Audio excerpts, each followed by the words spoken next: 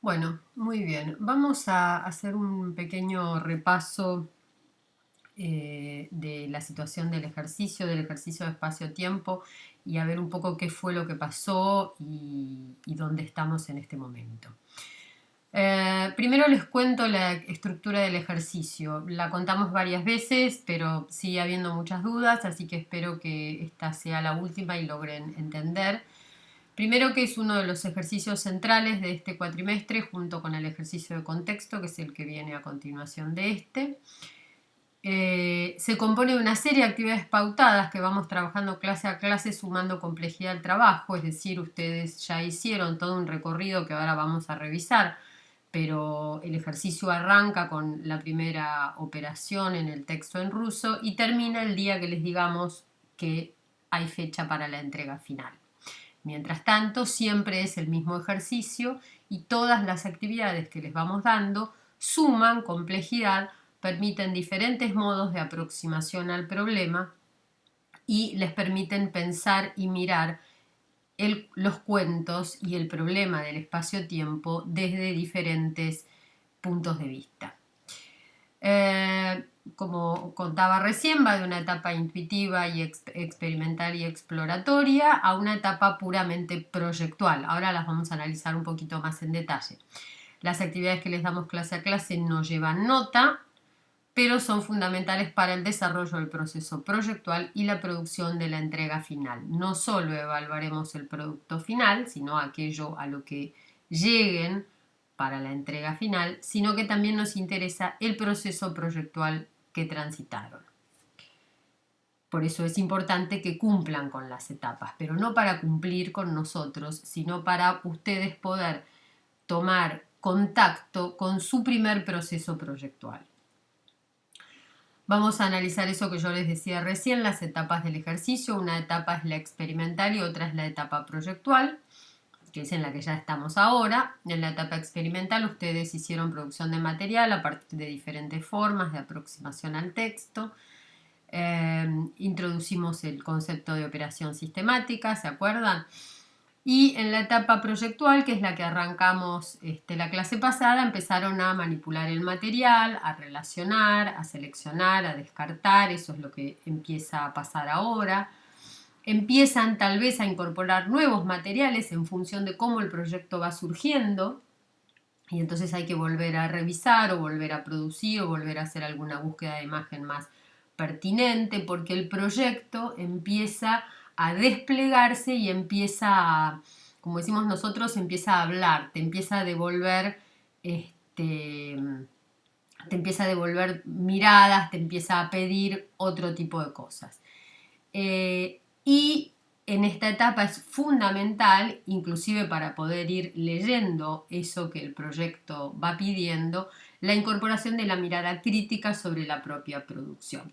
Es muy importante que ustedes tengan muy claro que no hay resultados ciertos, válidos, en el sentido de no hay bien o mal, no hay un resultado definitivo que esté oculto en algún lugar y ustedes tengan que descubrir, sino que lo que tienen que descubrir es su propio proceso y cómo ustedes llegan a ese resultado final, cómo transitan el proceso proyectual y llegan al final. Porque si no pareciera como que hay un resultado, una solución al problema del ejercicio y que nosotros se lo estamos ocultando y ustedes lo tienen que descubrir y no, no es así. Este ejercicio lo hacemos hace muchos años. Todos los años aparecen resultados y cosas diferentes porque ustedes son diferentes y tienen un bagaje que traen y que aportan a su aprendizaje, tienen una mirada diferente y entonces ahí es donde se empieza a generar un ida y vuelta e inclusive la experiencia docente estudiante se enriquece porque nosotros también empezamos a aprender de ustedes.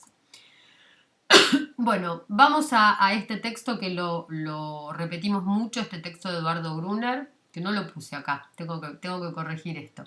Llamamos a este ejercicio de transposición, es decir, el pasaje de un texto literario a otro medio, en este caso a un lenguaje visual.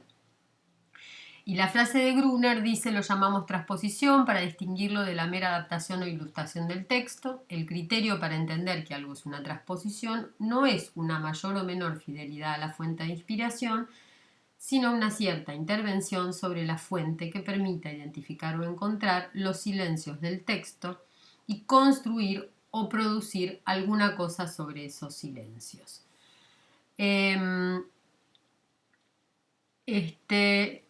Las ciudades de Calvino, las ciudades invisibles, son ciudades que no existen.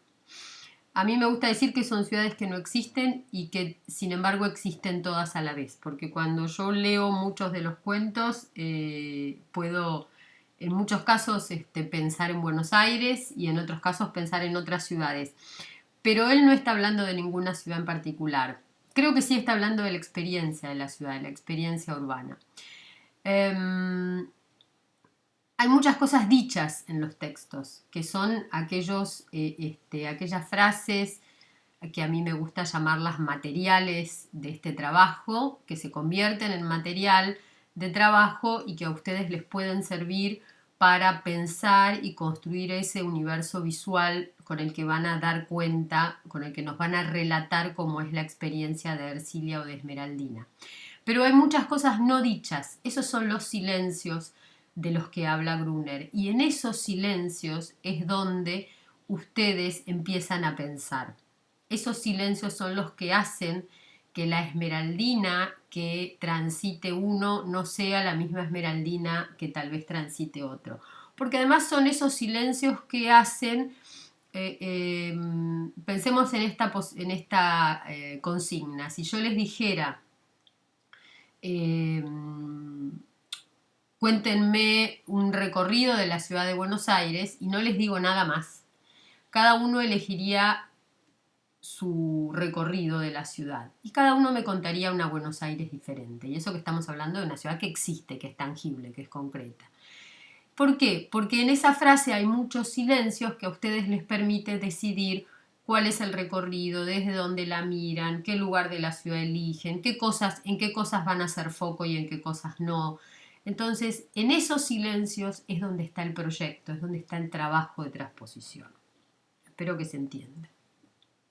Bueno, el material de base es Las ciudades invisibles de Italo Calvino, y nosotros trabajamos con estos dos cuentos de la serie de Ciudades e Intercambios, trabajamos con Ercilia y con Esmeraldina.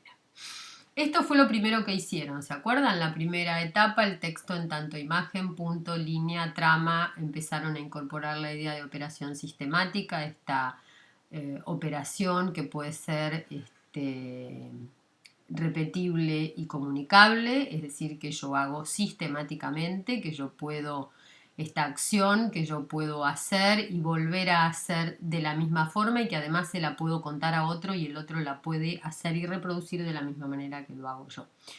Aparecieron muchas cosas, trabajaron de manera manual y de manera digital, lo cual me parece muy bueno, cada tanto sacar el trabajo de la compu, no estar siempre en la pantalla, porque eso permite otro contacto con el material. En esta instancia iniciamos el trabajo en grupos de a 2 estudiantes que va a seguir hasta la entrega final. Y acá les ponemos algunas, primero, bueno, que es una forma de trabajar característica del trabajo del diseñador, así que se tienen que acostumbrar. Yo creo que hoy en día es un modo de trabajo universal de cualquier profesión. No existe no trabajar en equipo. El trabajo colaborativo es fundamental, porque el aprendizaje siempre es con el otro, nunca es solo, entonces es muy importante para eso. Algunos de los beneficios del trabajo en grupo: discutir ideas que aumentan la calidad del trabajo, aporta mayor seguridad. Muchas veces algunos tienen como ideas muy piolas y como tienen inseguridad no se animan a llevarlas adelante, pero hay otro en el equipo que lo incentiva o lo prueba o puede devolverle y decirle: esto que estás pensando es genial, y entonces se anima. Potencia, precisamente por esto, las virtudes de cada integrante del equipo. Yo manejo mejor esto, vos manejás mejor aquello, vos encargate de esto, yo me encargo de esto. Promueve la comunicación entre las partes en este momento en el que estamos tan alienados y tan solitarios, yo hablándole a una computadora, imaginando que son ustedes los que están del otro lado escuchando, no es un trabajo divertido, sería mucho más divertido por decir esto en la clase, pero le ponemos garra. Incrementa el compromiso y claro, porque yo trabajo y si el otro no trabaja me da bronca o si el otro trabaja mucho y yo no trabajo, me genera como esta cosa de yo también tengo que colaborar. Se comparten tareas y por responsabilidades, eso también reduce el nivel de estrés, es decir, además de que optimiza el uso del tiempo, mejora el desempeño y la calidad del trabajo y permite distribuir mejor los tiempos, esto que decía yo recién. Entonces ya les vendí los beneficios del trabajo en equipo. En el trabajo en equipo nosotros hicimos un pedido de pasaje de las operaciones sistemáticas del texto en 3 dimensiones, buscando tramas espaciales. Estas son algunas de las cosas que aparecieron, muy interesantes. Primera foto sin ningún tipo digamos, de corrección ni de comentarios previos, y la verdad es que aparecieron cosas, nada, esta es una mini selección. Después sí, incorporamos el texto en español, ya ahí sabían de lo que se trataba, ya ahí sabían que eran las ciudades invisibles, porque acá en la clase esta, en el Power, yo lo puse antes, pero lo cierto es que ustedes recién acá se enteraron de los cuentos que estaban leyendo en ruso. Y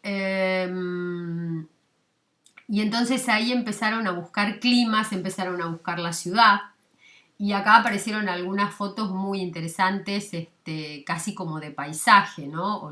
Estas especies de horizontes con estas ciudades en primer plano y después allá en el fondo en contraste contra el horizonte. Empezaron a aparecer estos intentos de construir paisaje, estas búsquedas de paisaje y ya más apuntando a algunas cosas en particular que decía el texto, esta idea de pensar en la ciudad como construcción, pensando en diferentes luces, en sombras, en coloraturas, empezaron a aparecer algunos colores. Es interesante cuando empiezan a aparecer algunas paletas de colores. Estos trabajos no son de los mismos estudiantes y los que lo están mirando lo van a saber. Yo hice una postproducción, una edición, haciendo recortes de algunas imágenes que me parecían más interesantes. Y lo cuento a propósito para que ustedes se den cuenta que muchas veces sacar el trabajo de esa lámina tan rígida que arman para entregar, que es cierto que la pedimos porque nos sirve a nosotros para ver lo que está pasando, les sirve a ustedes para poder salirse del plano de tengo que cumplir con el trabajo. Arriba a la derecha hay una imagen como con una luz más artificial, contra un fondo negro muy, muy duro, que también genera una mirada interesante, que podría buscarse más a partir de ahí. Y acá empezamos a sumar capas porque ya empezaron a trabajar, a incorporar otras imágenes de paisajes, imágenes aéreas, vistas a vuelo de pájaro, de ciudades, de territorios, de estos sitios que nosotros les dimos, y empezaron a dar cuenta de esas frases y oraciones con las que están trabajando. Entonces ahí me voy a detener un poquito más, pensando en que está bueno tener las frases con las que están trabajando para saber dónde están mirando y dónde están poniendo el ojo. Me interesa que entiendan que esto es al efecto o al simple efecto de que nosotros sepamos dónde están en el cuento, pero que no forma parte del trabajo por ahora, salvo en los casos en los que sí, veremos cómo se incorpora el texto con sentido, y que el texto no buscamos que explique lo que ya explica la imagen, sino que sea potenciador de esa imagen. la idea de los hilos de Ercilia tuvo mucho éxito, así que hay mucho hilo dando vuelta por ahí. Pero me interesa que vean que hay búsquedas de paisaje, que hay superposiciones, que algunas funcionan mejor que otras, que tienen que seguir buscando, que en algunos casos están trabajando con el material producido en términos de texto y en otros no. Este, bueno, este quedó ahí suelto. Me interesaron estos trabajos porque me parece que están empezando a lograr un tramado con el paisaje que es interesante. Creo que por ahí se están perdiendo ver qué pasa si ese texto que ahí está en ruso y que, no, y que se ve pero no se entiende, puede empezar a aparecer en español y entonces tal vez algo de lo que dice la historia aparece en ese texto y se lee directamente en la imagen, o no.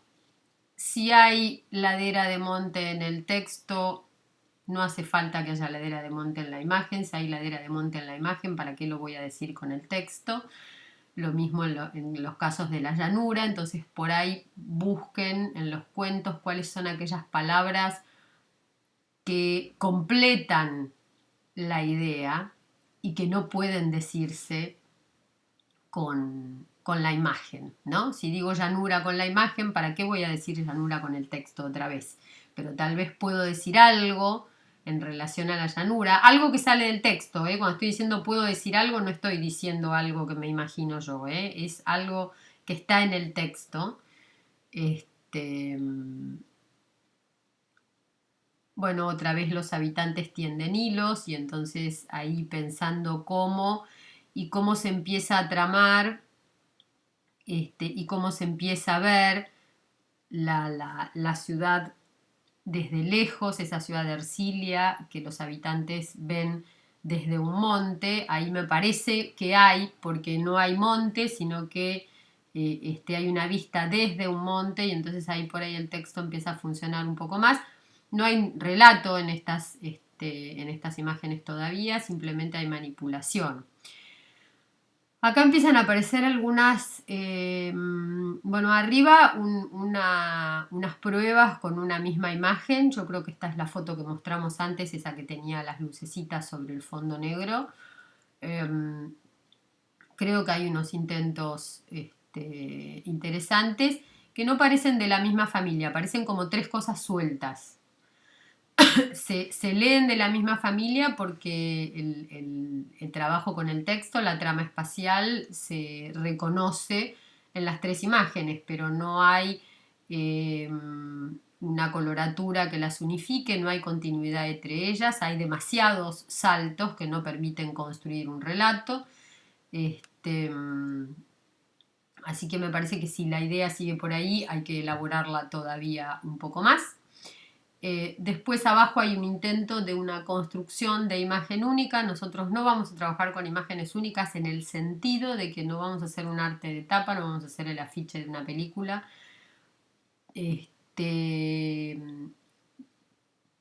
Pero lo que me interesa de esta imagen y de alguna otra que hay por ahí más adelante de Esmeraldina es el esfuerzo por construir complejidad, utilizando todos los elementos de todas las instancias de trabajo que tuvieron hasta ahora. Y eso sí me parece interesante. Ojo con las imágenes reconocibles, en el sentido de la vista de Manhattan arriba, el pan de azúcar ahí que se vislumbra en el eje de la foto de abajo de Río de Janeiro, así que tengan cuidado con... Apareció mucho Venecia.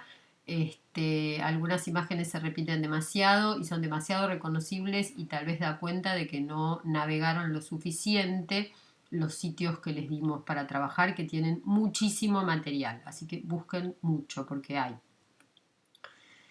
Esto es algo que me llamó mucho la atención y que separo porque la frase ciudad acuática pegó mucho y la verdad es que creo que la frase ciudad acuática es como levantar de un texto de Borges la frase buenas tardes, digamos, no lo dice cualquiera, no es una frase. Borges tiene unas frases maravillosas.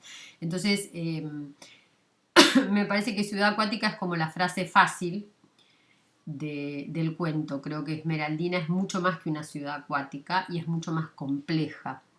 Pero por otro lado me hago la pregunta de si lo acuático siempre es azul. Entonces, nada, dejo la pregunta ahí dando vueltas. ¿Cuáles son las formas de definir y de contar acuático? Y no decir acuático, además.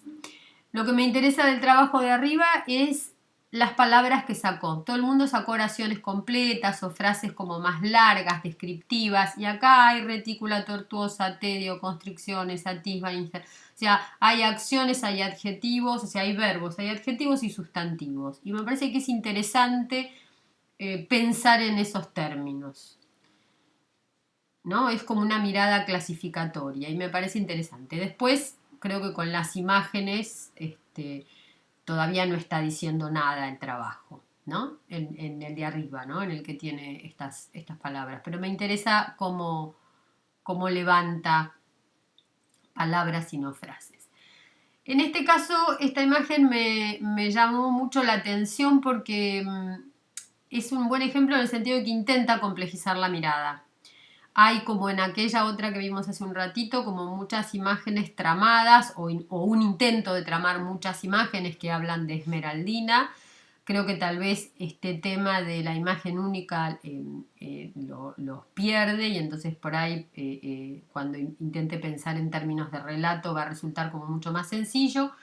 Lo que no me parece que esté bueno es que el texto no aporta nada a la imagen, sino que dice lo mismo que hay en la imagen. Los gatos de Esmeraldina y hay un gato. Las calles que se abren a cada transeúnte y hay calles. Calles suspendidas y hay calles suspendidas. Entonces me parece que el texto lo que tiene que hacer es aportar más sentido, pero no decir lo mismo que ya está.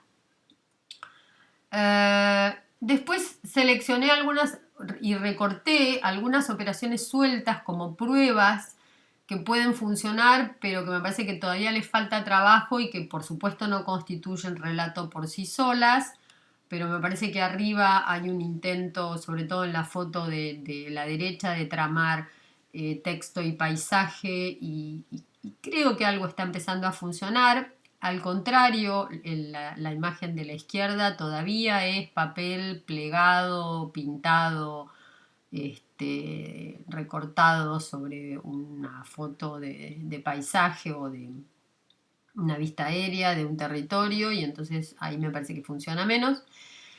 Abajo hay búsqueda de telaraña, esta telaraña maraña que es Ercilia y entonces me parece que está como siempre en el mismo lugar y no logra avanzar, a pesar de que hay algunas imágenes, sobre todo la tercera, que me parece que tiene como más profundidad y es más interesante.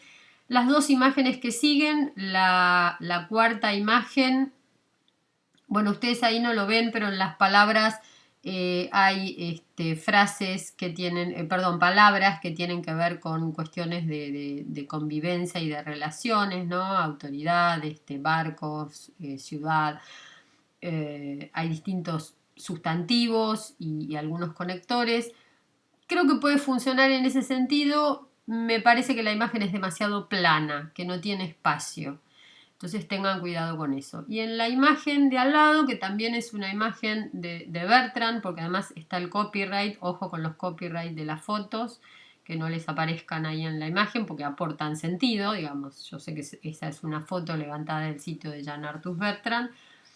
Es una foto que tuvo mucho éxito porque la utilizaron muchos, porque hay una frase en donde se habla de los colores y parece que esta foto da colores.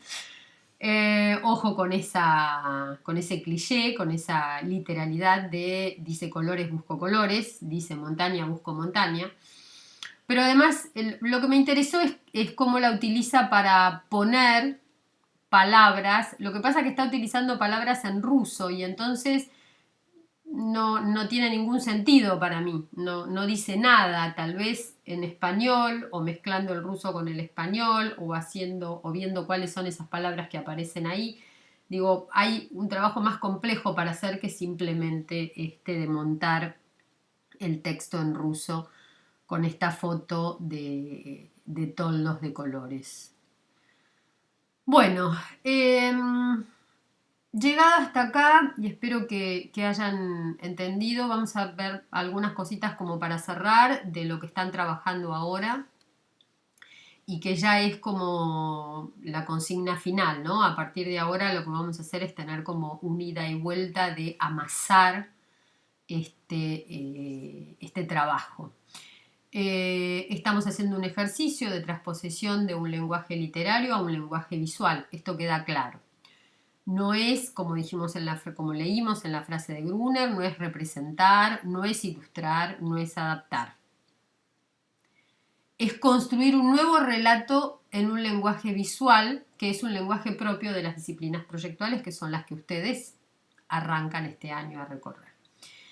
Lo que están intentando hacer es ensayar relatos espaciotemporales, seleccionando y relacionando las imágenes, apropiándose de ellas mediante operaciones que aporten sentido al universo que están construyendo. Me interesa mucho que entiendan este concepto del universo que están construyendo, porque es un universo que tiene que ver con la lectura que ustedes hacen de los cuentos. Los cuentos son los mismos, pero el que aporta sentido es el lector. El texto empieza a significar cuando el lector interviene. Y ese sentido es diferente según el lector, porque el lector, como lo dije hace un rato, trae un bagaje de su historia que aporta a todo aquello y va aportando a todo aquello en lo que interviene.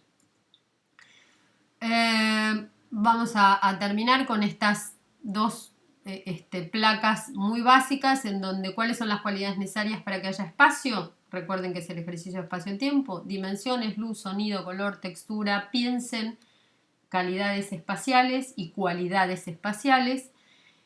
Y cómo se define el tiempo como una sucesión de momentos de referencia que asociados producen un particular fluir, una duración, continuidad y finalmente sentido.